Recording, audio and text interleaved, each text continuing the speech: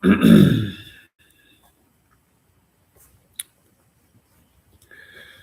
morning.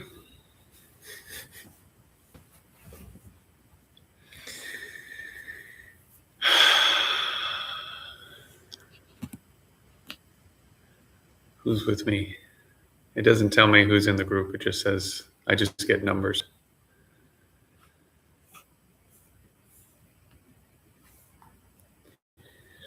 Is that Glenn? It's Nat. Hi, Nat. Let's see if other people are joining. One more popped in. It might be Alexandros. Could be Kushagra. Could be Glenn.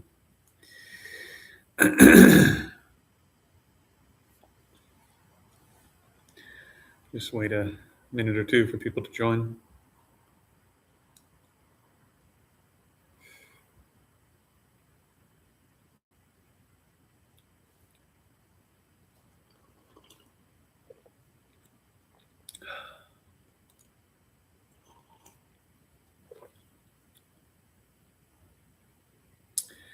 Yeah, it would be helpful if YouTube told you who's in the group, but they say it's a privacy issue.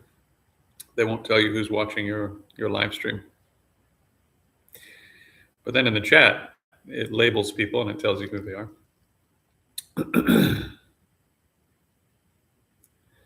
So it says that we have two so far. Who are our two? We have Nat and who else?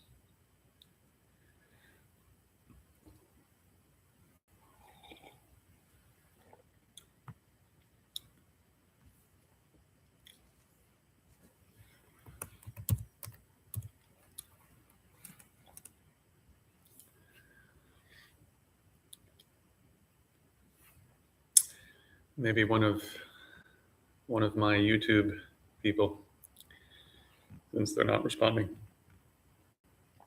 Okay.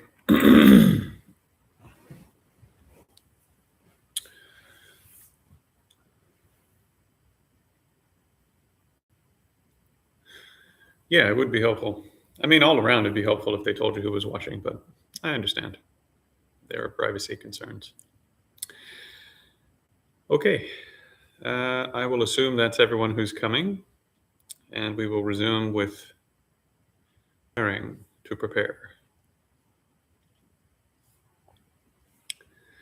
So if anyone is joining in sort of fresh, a lot of this is going to be totally incomprehensible. So do go back and watch some of the earlier videos from the retreat. So what I'm going to do is I'm going to describe, if the screen isn't black, once again, you have to let me know if it's not working. I'm going to describe how to open the visual sense gate. And I'm going to talk it all the way through. And then we're going to open the tactile sense gate once again, just to get the mind calm. Because again, I think, well, in some ways, the other senses are easier because they're less complicated than the tactile sense gate. But it really helps to have a mind that's quite calm if you want to open any of the sense gates. So I'm going to describe this first practice, opening the visual sense gate, and then we will once again open the tactile sense gate, do a body scan, do the 5 points, build the pieces, do the directions, rest for a moment in that, and then we will change over and do this exercise. But first I want to give you the instructions before we jump off. So when we're opening the visual sense gates, one thing that can be very helpful is you can close one eye to begin with if you're opening the visual sense gate, and you can cover it if closing it is too difficult. And you keep the eye, instead of pointing it down at a 45-degree angle, which is typical for a lot of meditative practices, you keep the eyes open and pointing forward. So you're just sort of, you have your eyes in a neutral position. To have your eyes pointing down is actually something you have to train to do. Their natural position is resting here in the center, right? Because you have all these little tiny muscles on the eye that pull the eye in different directions. And you have to train to have your eyes relax and hold in this down 45. You don't have to train to have them remain in the middle. If you look at babies, the natural position for the eyes is here in the middle. All right. So you rest the eye, pointing it ahead. And then in sequence, with just the right eye to begin with, you're going to first just become aware of the portion of your vision that is straight ahead. And that portion of your vision will be relatively clear. It doesn't have a lot of fuzziness to it. And then without moving your eye, so if this is my eye, I'm still pointing the same direction, and I'm just going to move my awareness in my visual field like this. So I'm still pointing the eye here, but now I'm aware of what's happening on the right-hand side. And then I'm going to move my awareness again and point it over here. So my eye is still pointing ahead, but my awareness is here. And then I'm going to point it up, and then I'm going to point it down. And having done that, I will have then opened the entire visual field, and then I change over to the other eye. This eye will remain pointing forward. I become aware of I point all of my awareness at the center of the visual field. A bit like a body scan, right? We went, okay, fingers, hand, wrist, and we're scanning the body. And while we're scanning a certain part of the body, we ignore the rest. In the same way, we're now pointing the left eye forward. It stays forward, and we're going to become aware of the right peripheral, the left peripheral, above and below. And then once we've done that, then we open both eyes, and we're pointing both eyes forward. And while they remain forward, we become aware of the center. We point all of our attention there. And then we become aware of everything on the right of both eyes, right? So they're still forward, but we become aware of the right peripheral, the left, above, and below. And then having done this, in the same way that we did the directions with the body scanning, right? Front, back, left, right, up, down.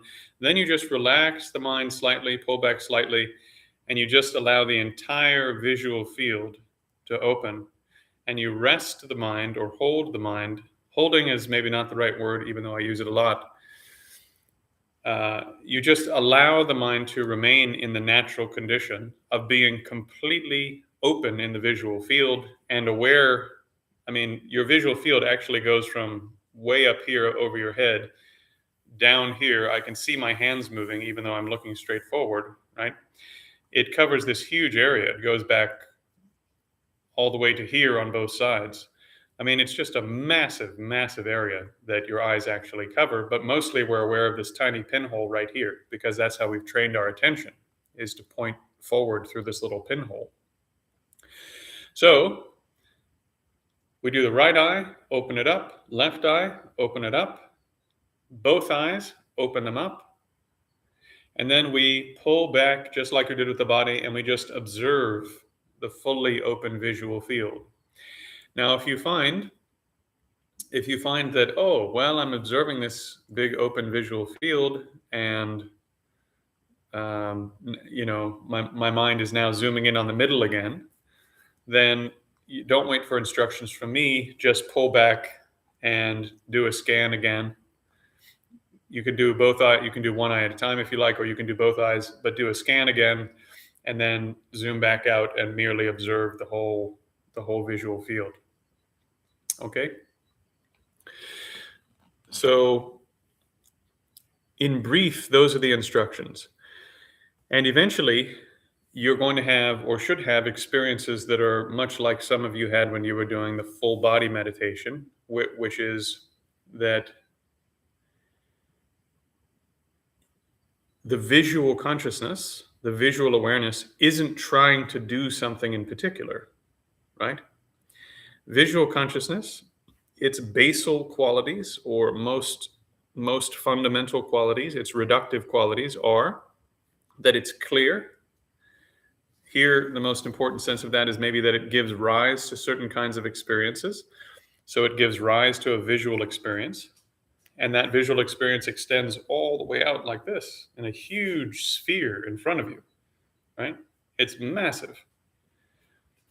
And then it knows or is aware of or cognizes or experiences that experience. That's what it does when it's not doing anything in particular. Yeah? So that's its nature. That's what we mean by the nature of consciousness, or at least in Buddhist, more technical Buddhist terms, the conventional nature of the visual consciousness. It gives rise to visual experiences, and then it experiences or is aware of those experiences. That's what it does for a living. Right.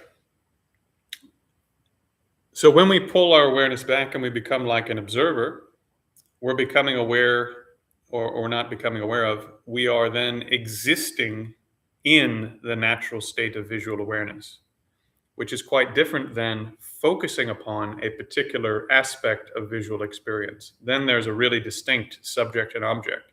There's the visual consciousness over here doing what it's doing, and it's pointing at something, and we have that conceptual divide. So you may notice once again that conceptual divide becomes less when visual consciousness stops doing something.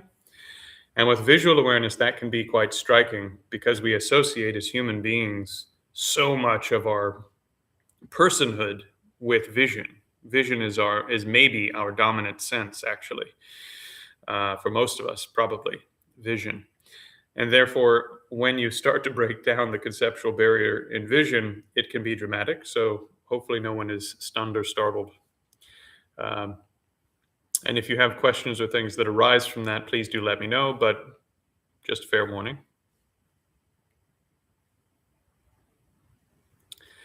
Once again, the focal object, so to speak, because we do need to use words to talk about this, is the entire visual field, not one specific area.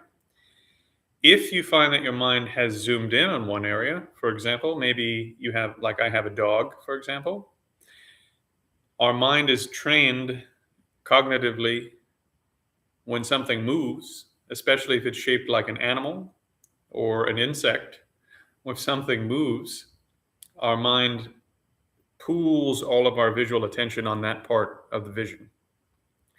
And so if you find that your vision has sort of pooled and tunneled to one area and that your mind is now following something that's moving or whatever, then once again, reset, do the scan, reestablish the whole visual field, zoom back out and observe and exist as mere awareness of vision. Furthermore, as with previous exercises, it bears repeating, don't visualize anything, don't imagine anything, and it won't be possible to not make mental commentary because thoughts will come up. But for this style of practice, at least don't add additional thoughts onto the mental comments that come up. I'll give you one example. You may be sitting, you've opened up the visual field, and in the center of the visual field perhaps let's say in the right hand of the visual field, like in mine, there's a bookcase. And my mind might go, there's a children's storybook on that bookcase that you bought at an antique shop. And I can feel my mind, even just saying that to you now, going, what was the title of that book? Wasn't it a book about a frog and a this and a that? And oh yeah, I wanted to read that, and I thought that might be interesting, blah, blah, blah, blah, blah, blah, blah, blah, blah, right? So the initial thought may be a trained automatic reaction that you can't stop from happening simply because something has appeared and you're in the habit of generating thoughts. But the additional thoughts where you start chasing it, that mental elaboration is something that you must avoid to be successful in this practice. In brief, let your awareness non-conceptually fill and observe the entire visual sphere of experience. Hold it there, do nothing else. That is all.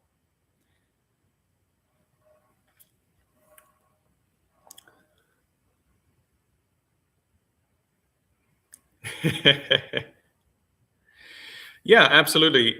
Someone in the chat asks, is it okay to minimize visual experience? If you look at some Zen style practices, I think it's Soto Zen. Someone can correct me. It, if you look at some Zen practices, they would have a blank wall and you would sit facing the wall to do all of your just sitting style practice. And the reason is that you're minimizing anything that would pull your mind towards something in particular. And you're maximizing your ability to allow the mind to simply rest in its natural condition, especially in the beginning before you have a lot of training. And it's going to be very difficult for you to keep your mind from running all over the place. So, having less stimulation in the beginning, in particular, in whatever field you're working in, will give you more insight on what consciousness is actually like. I hope that makes sense. Because what you're looking at is less interesting, basically, you're able to more easily notice what's happening with the other side. In other words, consciousness is observing this uninteresting stuff, and so therefore consciousness itself becomes more interesting. Especially if you're doing long seated sessions, 2 hours, 3 hours, 4 hours, and especially if in some rigorous Zen settings you're not allowed to move. Someone whacks you with a stick if you move, so even your body is giving you very little feedback to your awareness. I have a chat coming through a different channel. Oh yes, someone sent a photo of them covering up all the distracting things in their room. Yes, that is a good policy. Okay. So, to give you a little bit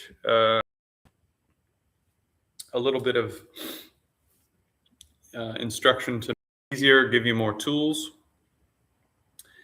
So just like we built up over the course of 2 days, we built up our ability to divide the body into pieces and combine those pieces, etc.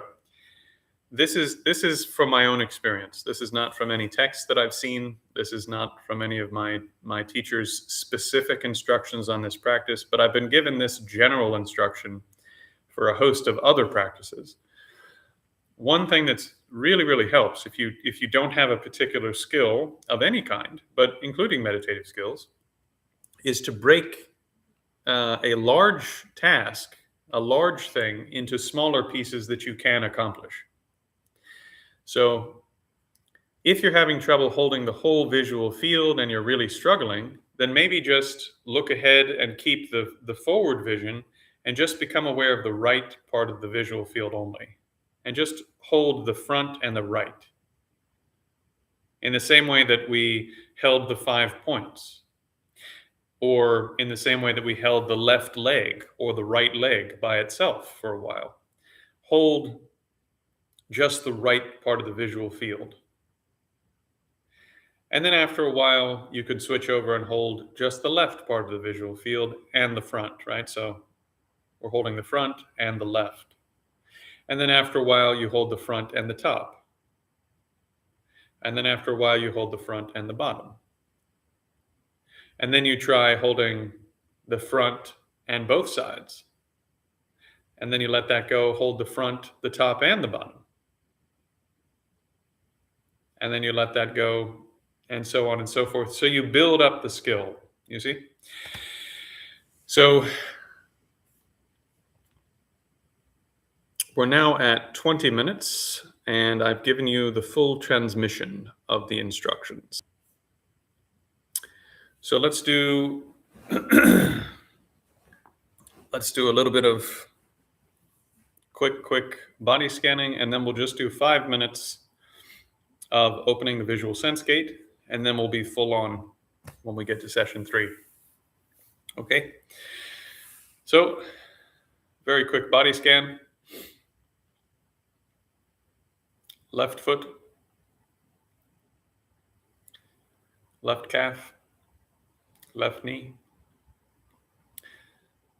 left thigh, left hip joint, right foot,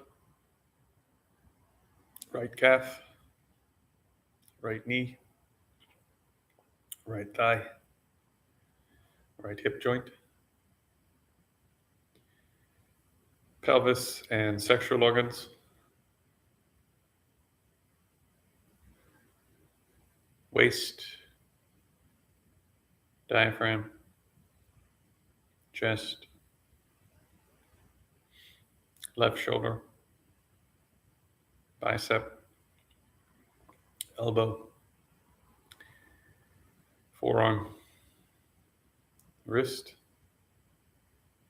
palm and back of hand, and each of your fingers.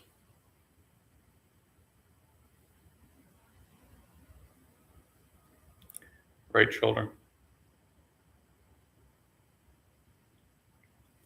bicep, elbow, forearm, wrist, palm and back of hand, and each of your fingers.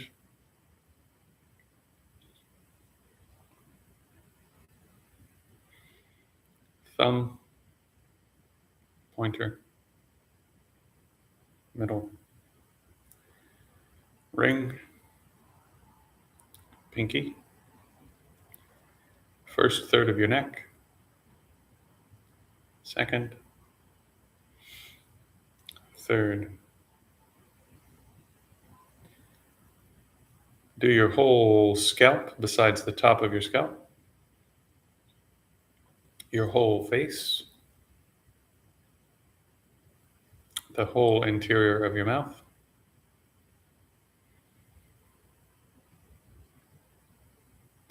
now move up to the top of your scalp.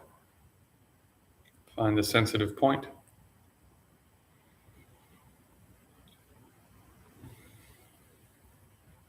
Stretch to the fingertips. Stretch to the toe tips and heels.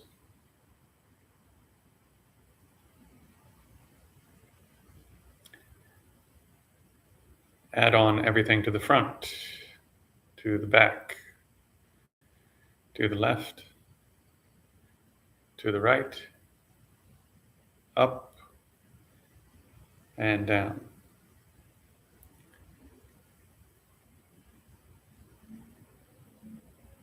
Slightly relax your mind and simply abide as tactile sensation.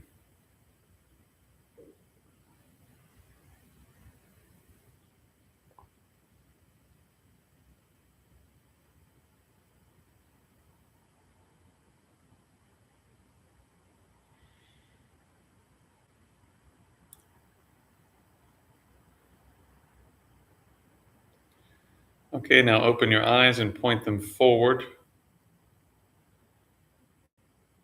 It'll be easier if they're pointed at something that's not very stimulating and is not moving to begin with. And simply become aware of the center of the vision. And it is okay to blink.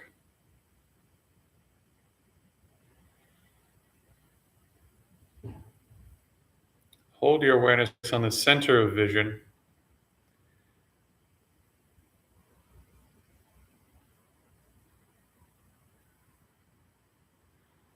Now either close your left eye or cover your left eye. Hold the center of vision.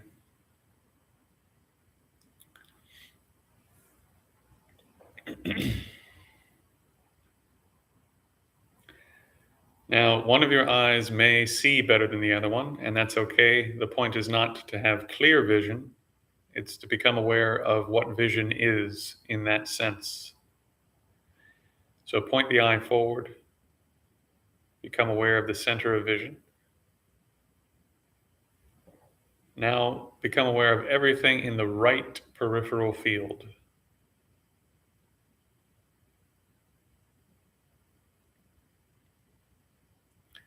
Hold your attention on the right peripheral field only, without losing the center.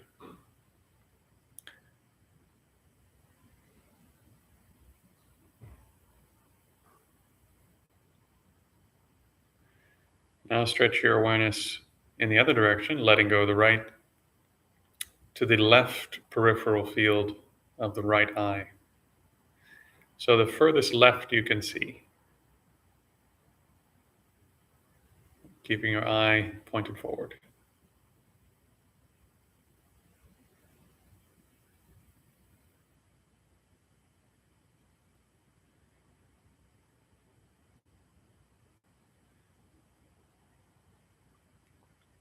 Now keeping your eye pointed forward,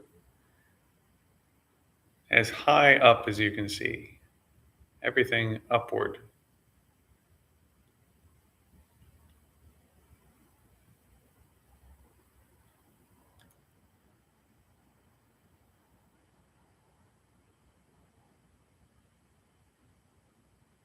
And now, as low down as you can see, keeping the eye pointed forward, open the lower peripheral field.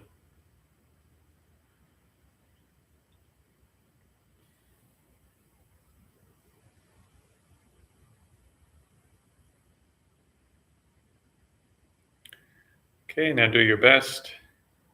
If you've been pointing your eye in one direction for a while, you may be experiencing bright colors or lights or other strange visual effects.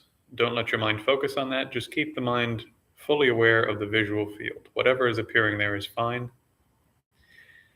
And just allow your mind to become aware of the entire right eye's visual field. And then gently rest in that awareness.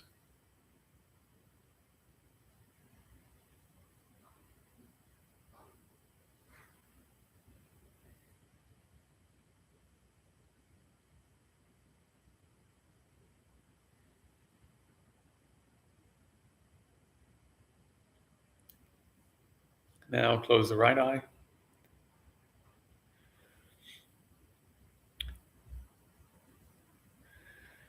Point the left eye at something in front of you without looking at anything in particular. Just observe, mentally observe, and let your awareness move around within the center of the visual field.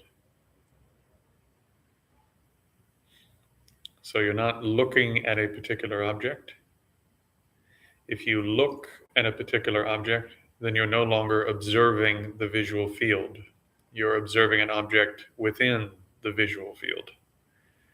So allow your mind to, like a fish, swim around in the center of the visual field so that your attention can move within vision without moving the eye.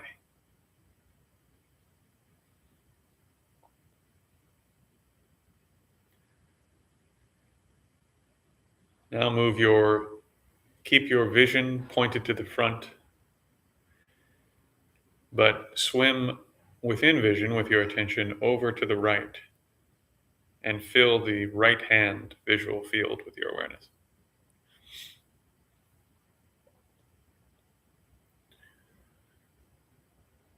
I'm sorry, to the left rather.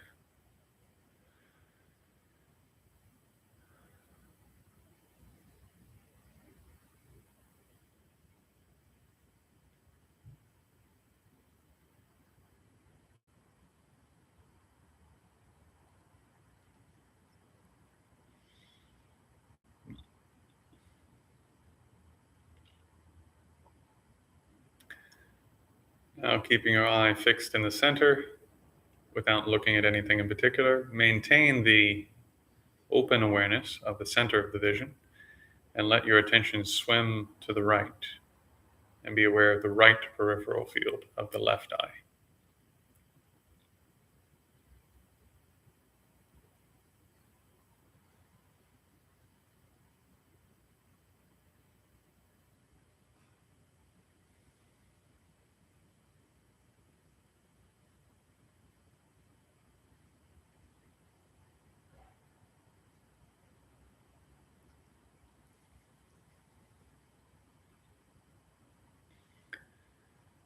Now, once again, keep your eye pointed to the front.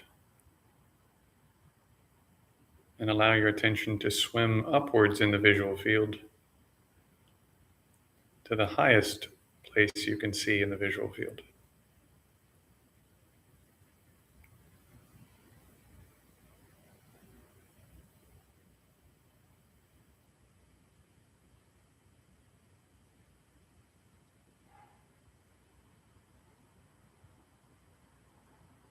Keeping the eye pointed forward, the gaze relaxed, not looking at anything in particular. Allow your attention to swim down the visual field to the lowest point you can see in the visual field.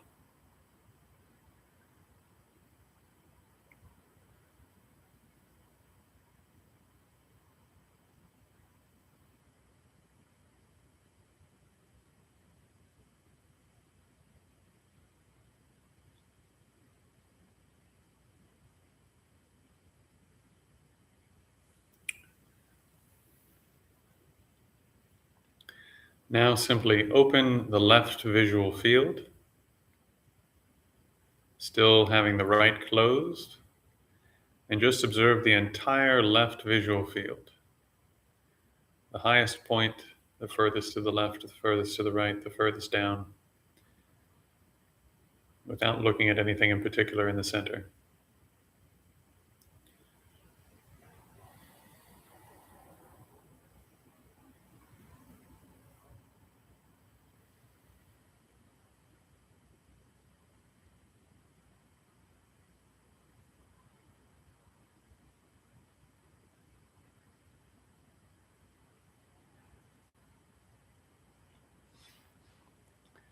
Now open both eyes. And once again, rest the awareness, rest the gaze in the center.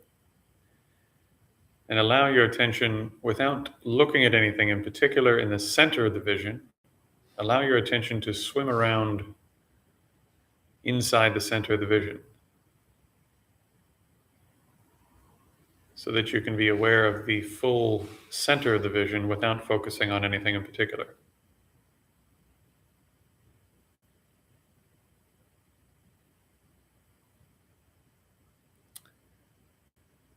Now swim as far as you can to the right within the visual field.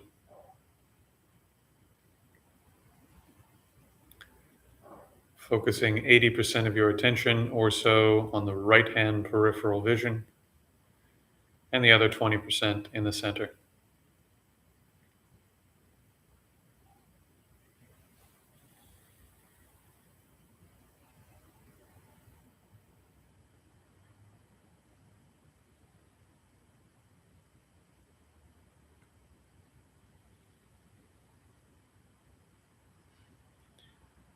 Now let your attention swim back to the left. About 80% of your attention in the left visual field.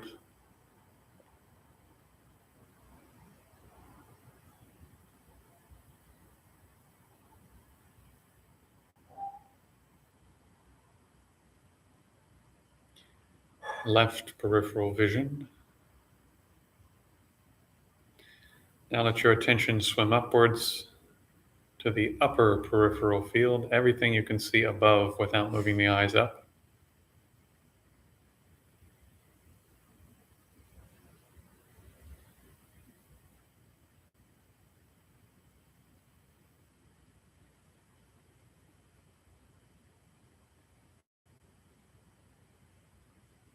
And once again, because we've been looking in the same direction a long time, you may be experiencing strange visual effects like light or blurriness or loss of detail. All of that is normal and not particularly important. So don't let your mind get distracted by what you are seeing. In this case, the object of meditation is the very fact that seeing exists. It is simply seeing. So it doesn't matter what appears. Your consciousness, your visual consciousness should be like a mirror, just reflecting whatever appears without doing anything with it. Now move your awareness down to the lower visual field and be aware of everything in the lower lowest part of your vision.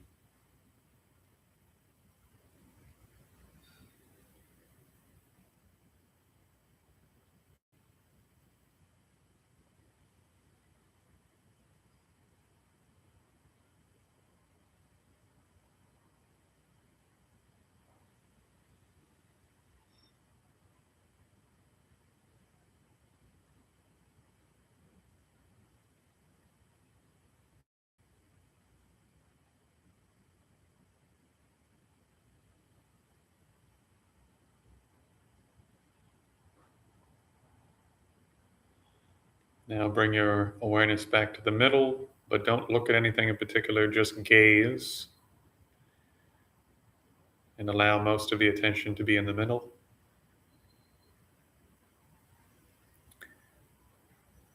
Now, just as we did with the 5 points, move your attention as far to the left and as far to the right as you can while maintaining the center.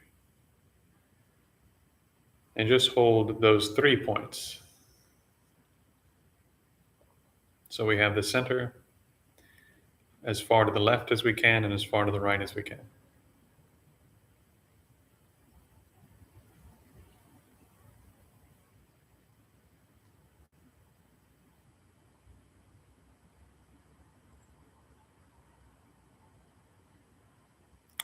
Now move your awareness as high up as you can, letting go of the left and the right. Maintain the center, but move your awareness as high up as you can and as low down as you can.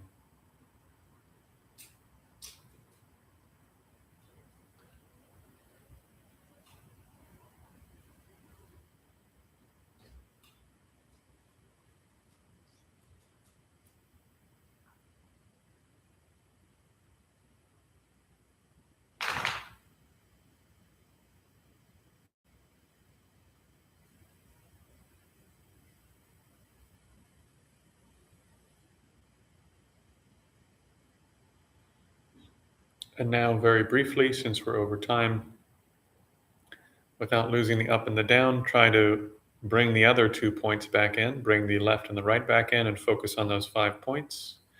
Center, as far left, as far right, as far up, as far down, 5 points.